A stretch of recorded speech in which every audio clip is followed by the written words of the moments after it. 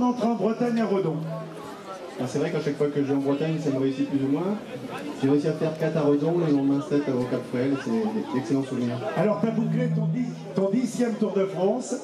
Est-ce que tu as envie d'en faire un 11e? J'étais pas venu sur le Tour depuis 4 ans, j'ai pris beaucoup de plaisir et je dis pourquoi pas l'année prochaine. Ouais, quand tu vois Yann Sevoy qui est beaucoup plus âgé que toi et qui l'a terminé en tous les cas, je peux vous dire que ce jeune homme, c'est un bel exemple.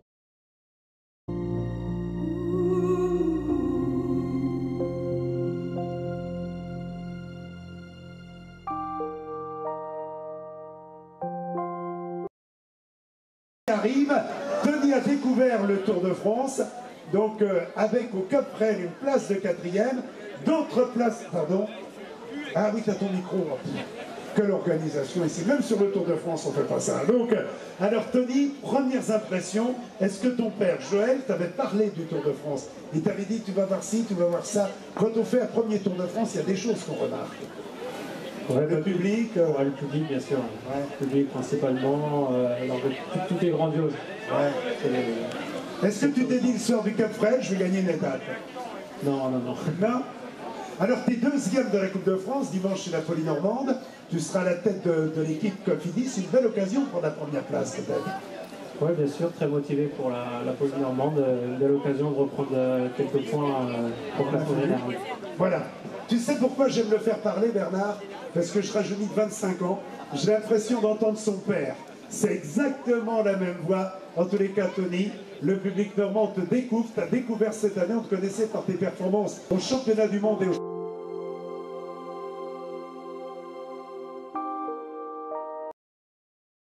C'est sûr de voir son fils passer professionnel, ça semble difficile, surtout quand on est passionné du vélo. Et toi, tu as payé pro, toi.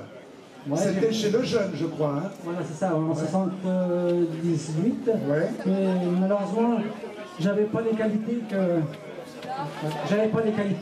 à Tony. Moi, j'allais pas vite au sprint. Alors, quand on va pas vite au sprint, eh ben, on fait 5-6e et puis voilà. Qu'est-ce que tu as envie de lui dire à ton gamin ce soir? Ben, de continuer à nous faire plaisir comme il l'a fait. En amateur, on a eu des vraies satisfactions. Et puis ben, chez les professionnels, ça va venir. Je pense. Il a fait un beau championnat de France. Hein. Oui, un beau championnat de France. Il a fait même un très de bonne saison. Il a failli gagner le Tour de Lyon. Ouais. Il avait à 16 km, il avait 1 minute d'avance avec Arnold Janson. Malheureusement, il a crevé. Ça lui a fait peut-être perdre la course, mais bon, c'est le métier qui rentre. Tu viendras le voir dimanche? Ah bah bien sûr, Saint-Martin-Landelle, je connais bien. Eh ben oui, c'est pour ça que tu as été meilleur grimpeur là-bas dans ce qu'on appelait les 3 jours. Maintenant, on va faire l'image de fin. Tony, t'es chez toi, t'accueilles tout le monde. Hein. Voilà, Tony Hurel, Thomas Vauclair, Sylvain Chabanel, Pierre Roland, Jérémy Roy, William Monet, Tony Galopin, Sébastien Hinault, pour la 30e édition du Critérium de Lisieux. Ils sont là devant vous. Allez, dernière fois, après on vous sollicite plus.